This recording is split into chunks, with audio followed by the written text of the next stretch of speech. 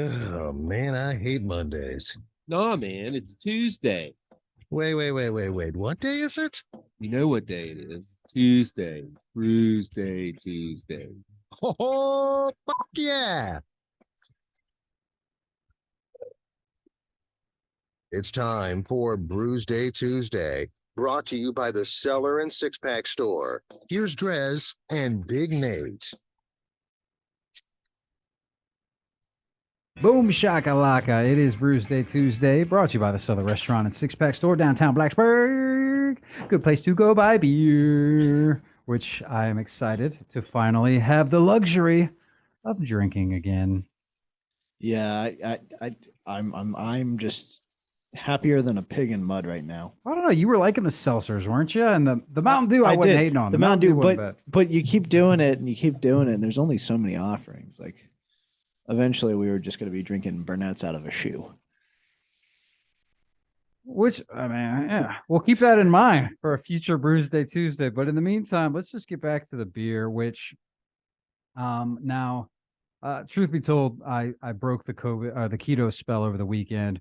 You and I had a couple beers. I actually went and saw our old friend Huck, had a couple beers with him. However, I was saving my favorite style of beer for on the show because, well, I wanted to do it right. The return of the beer the right way. So I actually just popped a New England double IPA. It's the 87, which holds a special truth. That was the year I was born. So I don't know exactly the meaning with this beer, but that's cool. It's Night Shift Brewing. They do have the slap on label, although the can, you could tell is like Night Shift Brewing can. So that's their can. And then I guess they just maybe change out the labels. I'm not super familiar. That's the best of both worlds. Yeah, it's pretty cool. I'm not super familiar with Night Shift Brewing. I was trying to look on the can for more information. Here we go. Lovely named after our address in Everett. The 87 is our flagship New England DIPA. We hope you enjoyed it as much as we do. So they're in Everett, but I'm looking for Massachusetts. Okay. However, what this can's label is missing is the ABV. So I don't know if it's. I mean, if they did 8.7%, if they did it right, it's 8.7, and it might be because I do vaguely remember looking this up on Untapped when I was at the store, and I think I thought it was 8%, but maybe it's 8.7%, which would be even cooler. Let's be honest. Yeah, I mean, at that point, you kind of just fudge it till you get there. If you're going to call it the 87, I've got the Pride of New Jersey.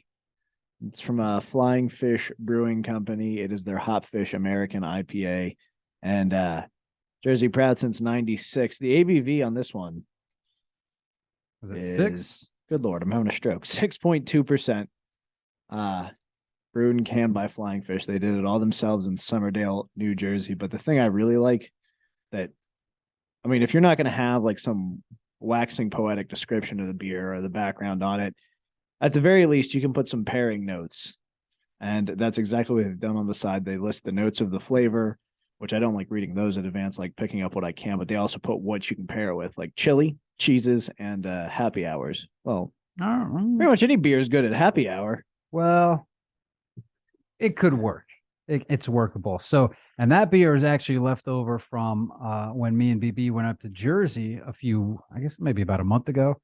We went and did a half marathon, and obviously I wanted to check out some of the beer scene. We hit a couple breweries. We didn't go to that brewery, but we went to a beer store to try and seek out a bottled beer with a cap that I could put on my United States map because I did not have a beer bottle cap from the state of New Jersey that I drank it in. So I don't know if you saw it, but because what's the name of it? It's like Flying Fish Brewery, and so then if you see the cool fish, yeah.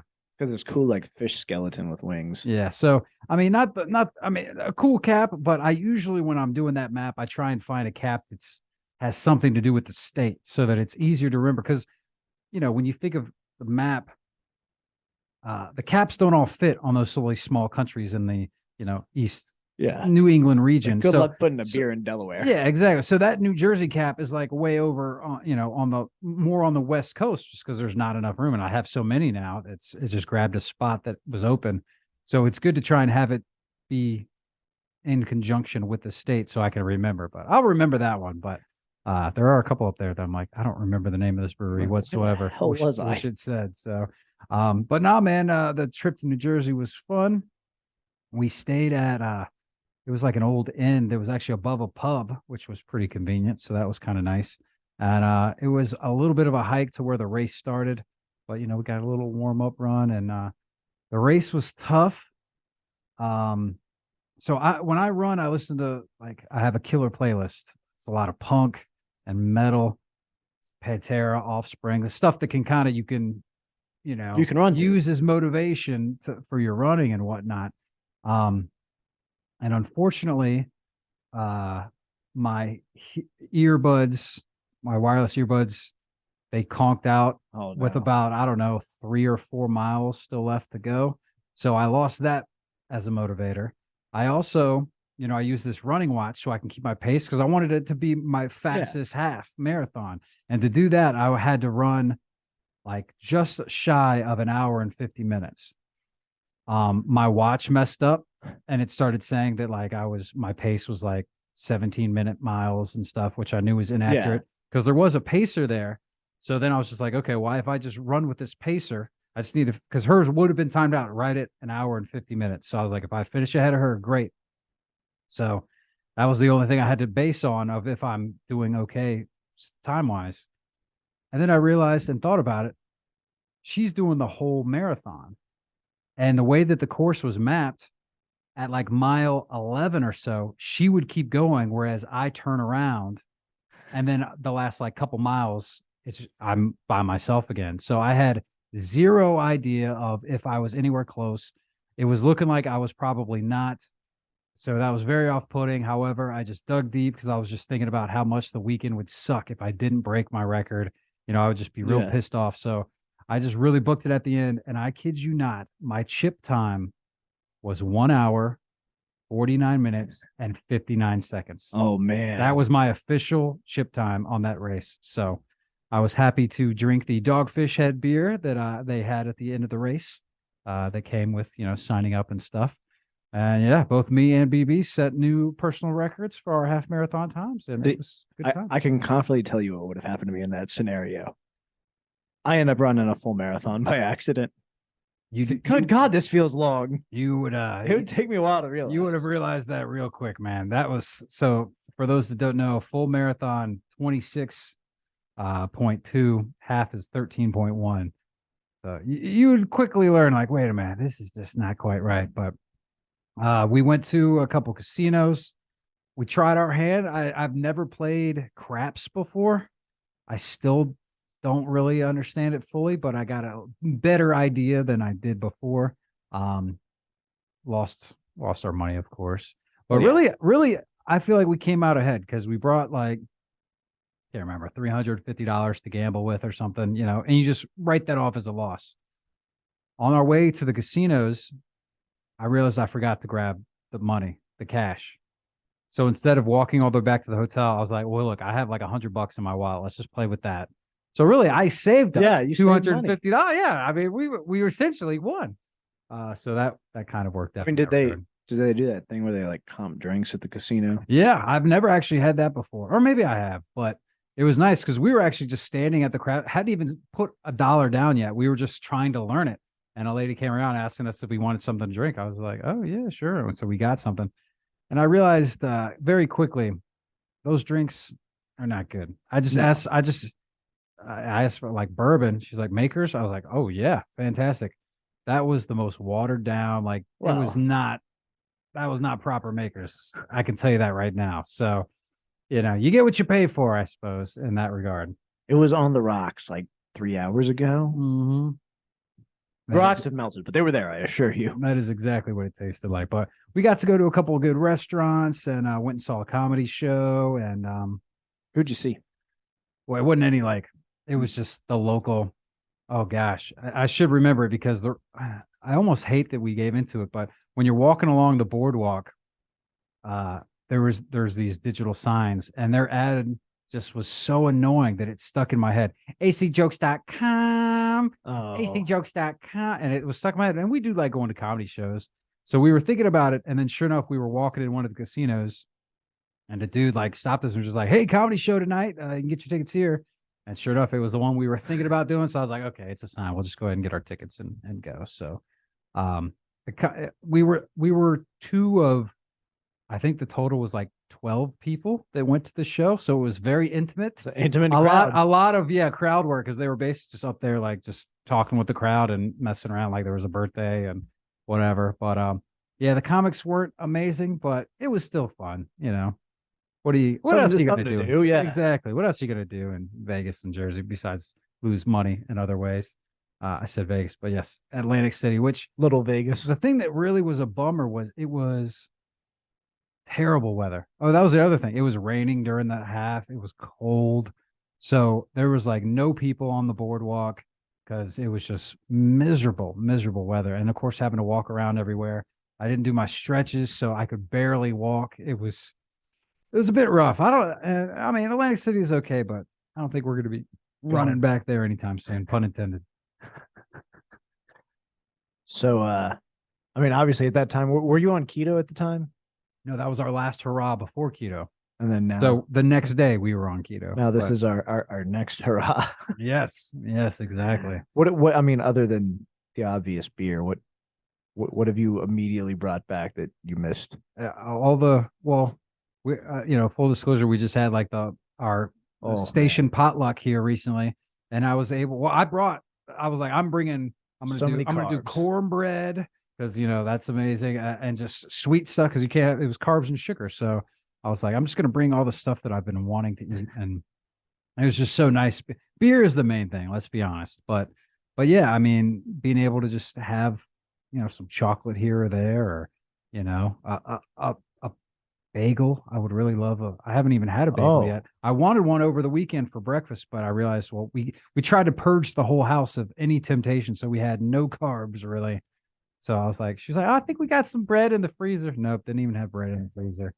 So I had to have like a normal keto breakfast. Oh no! morning, but should have went out and got a bagel. That would have made me happy. I think. I mean, if there's something you're really craving, of course, I'm someone who kind of operates under the, I don't know if I'm going to get hit by a bus tomorrow, so I'm eating the bagel today. So I would have immediately gone out and been like, the hell, I'll just leave for work early and go get a bagel. Yeah, coulda, woulda, shoulda. But it's all good, man. Yeah, mainly it's the beer. I've missed this right here in this glass. Great lacing here too. We'll go ahead and untap them, man. The Night Shift Brewing's the 87. It is the style I love so dearly. The New England IPA. Actually, I take that back. The first beer I did have, BB went out and got us that 6-pack, and I had the 90-minute, which was It's a good way to come back. That's a good way to come back, and it's not quite a New England, so I guess that is a little bit different. However, with that beer, and I'm almost getting it here, I wonder if is it possible that if you take a break, your tastes change? Because this is not as enjoyable as I imagine it would be. I wonder if my palate has differed. Yeah, that's possible. Like, is that another effect of being on keto? Does your taste buds change? Do you have a keto tongue? Your body chemistry changes, so I would imagine that the way you interpret taste probably changes as well. There's COVID mouth. People were tasting. Yeah. Like, guy here still says he tastes cigars all the time since having COVID.